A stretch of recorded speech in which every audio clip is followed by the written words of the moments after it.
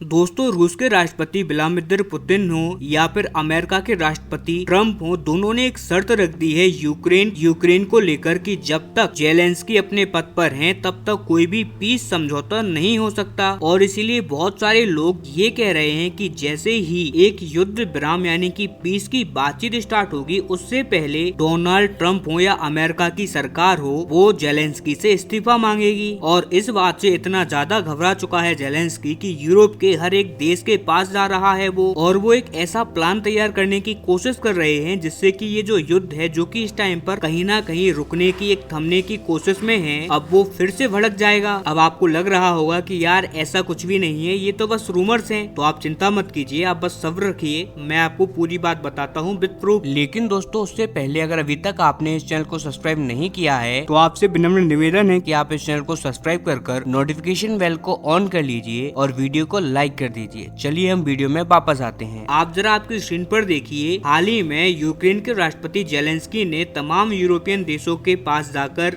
उनसे कहा है कि आप हमें करीबन अपने 1 लाख के आसपास फौजी दे दीजिए, और ये जितने भी आप हमें फौजी दोगे ये हम तैनात करेंगे रूस की सीमा पर। अब जेलेंस्की के अकॉर्डिंग मैं आपको बात बताऊं तो ये जो सेना यूक्रेन को मिलेगी, इसका काम होगा रूस की सेना को यूरोप पर हमला करने से रोकने के लिए। और ये 1 लाख सैनिक जो हैं वो यूक्रेन को युद्ध जिताने में न केवल मदद करेंगे बल्कि ये इस बात को भी इंश्योर करेंगे कि रूस कभी भी यूरोप को ना धमका पाए। अब आपको हो सकता है कि सिर्फ ये लग रहा हो कि यार ये तो बस इनके बयानबाजी हैं जो कि बहुत टाइम से चले आ रहे हैं, तो अब ऐसा नहीं है। आप जरा गौर फरमाओगे तो ये एक तरीके से यूरोप के देशों को उकसा रहे हैं, क्योंकि हाल ही के टाइम में इनका एक और बयान निकलकर सामने आया है कि यूरोप के देशों का ये जो भरोसा था अमेरिका के ऊपर कि यूरोप पर अगर कोई भी अटैक करेगा, चाहे फिर वो रूस हो या कोई भी देश क्यों ना हो, तो यूरोप को बचाने के लिए अमेरिका हमेशा खड़ा रहेगा। उस भरोसे को अब अमेरिका ने तोड़ दिया है। स्पेशली अमेरिका के जो नए प्रेसिडेंट आए हैं ट्रम्प, उन्होंने साफ कर दिया है कि वो यूरोप को कभी भी किसी भी वक्त अकेला छोड़ सकते हैं। इसीलिए जेलेंस्की का कहना है कि अपनी सुरक्षा के लिए अब यूरोप नाटो पर भरोसा ना करे, बल्कि नाटो से हटकर एक अपनी अलग से सेना तैयार करे, एक यूरोपियन सेना। लेकिन अब यहाँ पर मेरे बहुत सारे भाइयों को ये भी लग रहा होगा कि यार अगर हम देखें सही तरीके से तो ये बात तो उसने भी गलत नहीं की, क्योंकि कहीं ना कहीं किसी न किसी लेवल पर यूरोप को अकेला तो छोड़ दिया है अमेरिका ने। और हर दूसरे तीसरे दिन अमेरिका से या फिर ट्रम्प से ये बयान निकलकर सामने आता रहता है कि हम नाटो को छोड़ देंगे अगर नाटो सही से काम नहीं करेगा तो। और ये बात भी सही है कि अगर एक बार अमेरिका ने नाटो को छोड़ दिया तो नाटो का कोई मतलब नहीं रहेगा। और यहाँ पर नाटो को छोड़ने की बात ट्रम्प इसीलिए कहते हैं क्योंकि ट्रम्प का यहाँ पर कहना होता है कि जो नाटो का पूरा संगठन है वो इक्वली वर्क नहीं करता, वो सिर्फ अमेरिका पर निर्भर है। ट्रम्प यहाँ पर कहते हैं कि अगर अमेरिका अपना कहीं पर 10 रुपए दे रहा है, ये जस्ट एक एग्जांपल है, तो अगर अमेरिका 10 रुपए देता है तो उतने ही रुपए यूरोप के हर एक देश को देने चाहिए जो भी नाटो में शामिल है। लेकिन यहाँ पर हो ये रहा है कि अगर अमेरिका 10 रुपए देता है तो पूरा नाटो मिलकर 5 रुपए देता है या फिर उससे भी कम। और ये बात ट्रम्प को अच्छी नहीं लगती, इसीलिए ट्रम्प लगातार कहते रहते हैं कि हम नाटो को छोड़ देंगे या नाटो सही से काम करे, क्योंकि इस टाइम पर सभी लोग ये बात जानते हैं और मानते भी हैं कि यूरोप की सुरक्षा कहीं ना कहीं अमेरिका के द्वारा होती है, और एक बार अमेरिका नाटो से बाहर हो गया तो फिर यूरोप की सुरक्षा कोई नहीं कर पाएगा, और इसके बाद रूस पूरे यूरोप पर कब्जा कर लेगा अगर अमेरिका एक बार नाटो से बाहर हो गया तो। अब इस तरीके से जब ट्रम्प बोलते रहते हैं कि हम नाटो को छोड़ देंगे तो ये सारी बातें सही भी लगती हैं जेलेंस्की की। अब दोस्तों, बहुत सारे लोग जेलेंस्की को थोड़ा बहुत सपोर्ट करने का सोच रहे होंगे, लेकिन उससे पहले मैं आपको एक बात और बता दूं, इसके बाद आप आपका डिसीजन कमेंट में बताइएगा। दरअसल जेलेंस्की 2019 से यूक्रेन की सत्ता पर काबिज हैं, और यूक्रेन के अंदर उस टाइम से कोई इलेक्शन नहीं हुए, जबकि पिछले साल जनवरी फरवरी के महीने में यूक्रेन में इलेक्शन होने थे। लेकिन यहाँ पर जेलेंस्की ने कहा कि अभी युद्ध चल रहा है, देश में बहुत ही ज्यादा बुरी कंडीशन है, इसीलिए युद्ध के दौरान हम कोई इलेक्शन नहीं करवा सकते। और ये तो ठीक है, जब पूरे देश का ध्यान यूक्रेन के युद्ध पर था, जब पूरी दुनिया रूस यूक्रेन के युद्ध को देख रही थी, तो वहीं पीठ पीछे जेलेंस्की क्या कर रहे थे कि इनके विपक्ष के जितने भी नेता थे उनको साफ करवाते जा रहे थे, और सभी लोगों का ध्यान युद्ध पर था, तो किसी ने ज्यादा कुछ कहा भी नहीं, किसी को साफ करवा दिया, किसी को जेल में डाल दिया, तो किसी के साथ कुछ कर दिया। और इसके बावजूद जेलेंस्की अभी भी किसी भी प्रकार का कोई इलेक्शन करवाने के मूड में नहीं है। और ये जो सारी कोशिशें हैं जेलेंस्की की यूरोप को भड़काने की या फिर जो भी हैं, ये एक बात साफ इंडिकेट कर रही हैं कि ये कहीं ना कहीं यूरोप को अमेरिका के साथ नहीं देखना चाहते, ये अमेरिका को यूरोप से अलग करना चाहते हैं और अपने पक्ष में यूरोप को लाकर इस युद्ध को कंटिन्यू करना चाहते हैं। और इसके पीछे उनका मोटिव यही है कि उनको और भी थोड़ा सा टाइम मिल जाए यूक्रेन की गद्दी पर बैठने का, यूक्रेन पर राज करने का।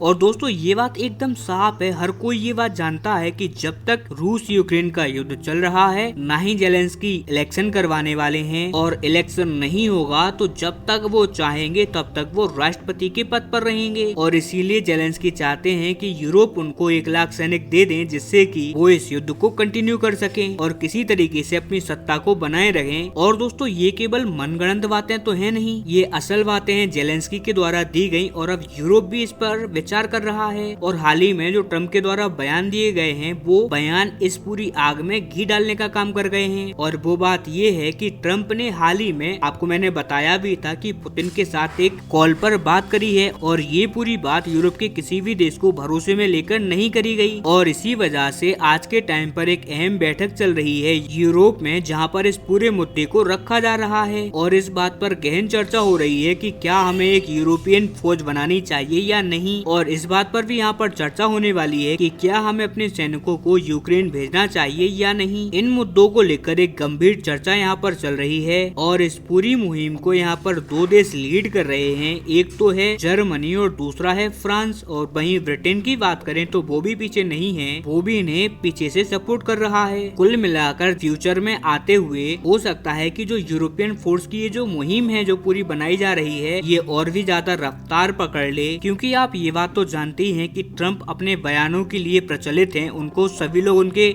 एकदम हटकर बयानों से जानते हैं। और यूक्रेन का युद्ध खत्म हो या ना हो, लेकिन वो नाटो के देशों पर लगातार अपना दबाव बनाते रहेंगे। और दोस्तों अगर हम ट्रम्प के पर्सपेक्टिव से देखें तो उनकी बात भी सही है। अगर ट्रम्प अपनी सेना पर या अपना पैसा ज्यादा खर्च करते हैं नाटो पर, तो नाटो के जो अन्य देश हैं उन्हें भी अपनी सेना पर ज्यादा पैसा खर्च करना चाहिए। ऐसा नहीं होना चाहिए कि ट्रम्प अगर 100 रुपए खर्च करें तो पूरा नाटो मिलकर 20 रुपए खर्च करे। अब बहुत सारे एक्सपर्ट की बात माने तो यहाँ पर ट्रम्प ऐसा इसीलिए भी कह रहे हैं कि अगर यूरोप के देश ज्यादा पैसा खर्च करेंगे अपनी सेना के ऊपर तो वो अमेरिकी कंपनियों से हथियार खरीदेंगे। और अगर यूरोप के देश ज्यादा पैसा खर्च नहीं करते हैं तो ट्रम्प यूरोपियन देशों पर ऐसा ही दबाव बनाकर रखेगा। और हो सकता है कि ट्रम्प नाटो को छोड़ दें और इसके बाद यूरोप के देशों को अपनी सुरक्षा खुद करनी पड़ जाएगी। और ट्रम्प के अनुसार यूरोप के देश अभी अपनी सुरक्षा नहीं कर सकते। हालांकि आपका इस पर क्या मानना है? क्या ट्रम्प को ऐसे ही भाषण देते रहने चाहिए या नहीं? आपकी राय कमेंट में देना ना भूलें।